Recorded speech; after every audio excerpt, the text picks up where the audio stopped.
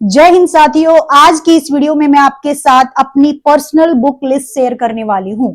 यही वो बुक्स हैं जिनकी मदद से मैंने एसटेट, सीटेट या रीट जैसे टीचिंग एग्जाम्स क्वालिफाई किए हैं। सबसे पहले मैं एक बात बिल्कुल क्लियर कर देना चाहती हूं कि ये कोई स्पॉन्सर्ड वीडियो नहीं है।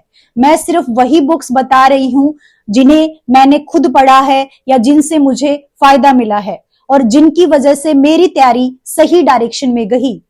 अगर आप 2026 या आने वाले किसी भी टीचिंग एग्जाम की तैयारी कर रहे हैं तो उम्मीद है कि ये वीडियो आपके बहुत काम आएगी। चलिए स्टार्ट करते हैं अपनी वीडियो को। तो सबसे पहले बात करते हैं हम सीडीपी की। तो सीडीपी जो है वो आपको सबसे पहले जो है आपको बीएड की बुक से स्टार्ट करना चाहिए। मैंने भी अपनी बीएड की बुक्स को आधार बनाया था। उसके बाद मैंने एक रेफरेंस बुक ली थी, अवनी की बुक्स आती है। जब मैं रीट की तैयारी कर रही थी तो मैंने अवनी की बुक को पढ़ा था। और साथ में आप अचीवर्स एकेडमी की जो निशा मैम ने एक मैराथन क्लास बना रखी है उसको जरूर देखना। मेरा मानना है कि सीडीपी में कंसेप्ट क्लियर होना सबसे ज्यादा जरूरी है। अगर कंसेप्ट समझ आ गया तो क्वेश्चन चाहे कैसे भी घुमाकर पूछा जाए आप उसे सोल्व कर लेंगे। इसलिए सिर्फ रटने की कोशिश मत कीजिए, कंसेप्ट को समझिए कि क्या कहना चाहता है, क्योंकि सीडीपी इतनी हार्ड भी नहीं है। मैथ्स एंड रीजनिंग की बात करते हैं तो ये दोनों सब्जेक्ट जो हैं वो मेरे स्ट्रॉन्ग रहे हैं, इसलिए मुझे इन पे ज्यादा टाइम नहीं लगा या मुझे ज्यादा इनके ऊपर फोकस नहीं किया। मैंने हमेशा इनके PYQ लगाए। लेकिन अगर ये सब्जेक्ट्स आपके वीक हैं तो मैं रिकमेंड करूंगी कि आप राकेश यादव के नोट्स या यूट्यूब चैनल से टॉपिक वाइज पढ़ें।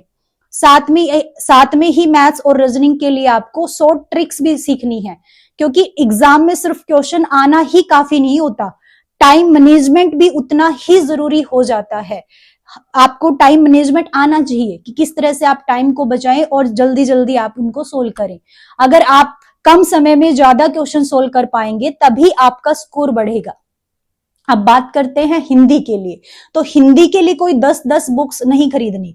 हिंदी के लिए सिर्फ मेरी एक एडवाइस रहेगी कि सिर्फ एक ही बुक को आधार बना लें, उसी को बार बार रिवाइज करें। मैंने लूसेंट पढ़ी थी और उसी से टॉपिक वाइज सारा मैंने कवर किया था। बार बार बुक बदलने से ज्यादा कंफ्यूजन होता है, तो इसलिए बुक एक ही रखिए और उसके टॉपिक पे जो उसके PYQ कर लीजिए। हर टॉपिक को आप बुक से रिवाइज किए, साथ में उसकी PYQ करो। तो हिंदी के लिए आपको 10-10 बुक खरीदने की रिक्वायरमेंट नहीं है, क्योंकि हिंदी हमारी मातृभाषा भी है। हम उसको 6 to 10th पढ़ भी रखा है, हर बच्चे ने पढ़ा हुआ है। अब बात करते हैं जर्नल इंग्लिश की।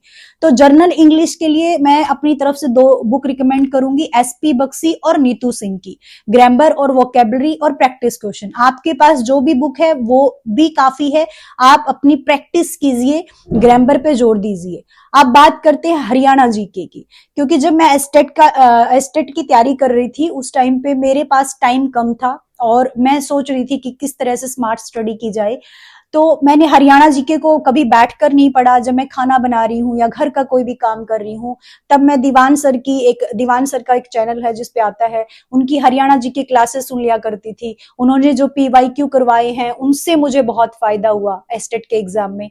तो मुझे जब भी टाइम मिलता था मैंने हमेशा उनकी जो है ऑडियो लगा के, ईयरफोन या आप जैसे भी सुन सकते हैं, जैसा भी आपको टाइम मिल रहा है आप हेडफोन से या ईयरफोन लगाकर आप उनकी ऑडियो सुन लीजिए। अगर टाइम कम है तो आप ऑडियो क्लासेस देख लीजिए, रिवीजन वीडियोस देखिए और स्मार्ट लर्निंग का भी पूरा यूज कीजिए। सोशल मीडिया का यूज आप कर रहे हैं, यूट्यूब का यूज कर रहे हैं, तो उसको स्मार्टली तरीके से आपको करना है।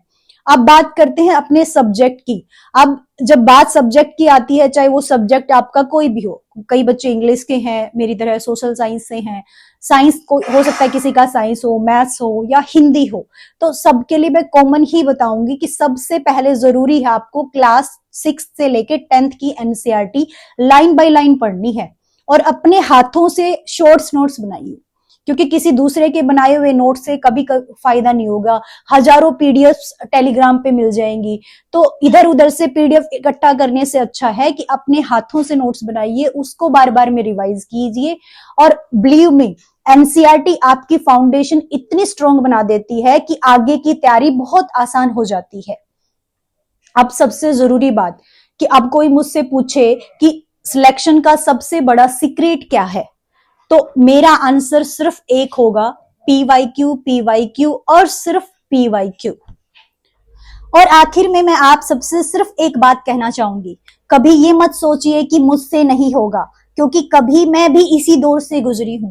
कई बार मार्क्स कम आए, कई बार लगा कि मुझसे तो ये नहीं हो पाएगा, लेकिन मैंने उस टाइम में भी हार नहीं मानी। मैंने अपनी रणनीति बदली, मैंने अपनी गलतियों को समझा और लगातार मेहनत करती रही। यही वजह है कि मैं एसटेट, सीटेट, रीट जैसे टीचिंग एग्जाम क्रैक कर पाई। और इसलिए अगर आज आपके मार्क्स कम आ रहे हैं तो हार मत मानिए, बिल्कुल आप निराश मत होइए। हो सकता है कि आपको सिर्फ अपनी जो रणनीति है उसको बदलने की जरूरत है। आपकी मेहनत बेकार नहीं जा रही है, आपकी जो आप मेहनत कर रहे हैं वो याद रखिए कहीं ना कहीं काम आएगी। इसलिए हमेशा कंसिस्टेंसी है वो हमेशा बीट्स करती है इंटेलिजेंस को। रोज थोड़ा थोड़ा पढ़िए, एनसीईआरटी पढ़िए, PYQ कीजिए, रिवीजन कीजिए और सबसे जरूरी खुद पे भरोसा रखिए। सिलेक्शन किसी लकी कैंडिडेट का नहीं होता, सिलेक्शन उसी का होता है जो आखिरी दिन तक हार नहीं मानता। अगर वीडियो पसंद आई हो तो इसे अपने उन बहन भाइयों या अपने फ्रेंड सर्कल के साथ जरूर शेयर करना जो किसी टीचिंग एग्जाम्स की तैयारी कर रहे हैं। मिलते हैं अगली वीडियो में, तब तक ऑल द बेस्ट एंड जय हिंद।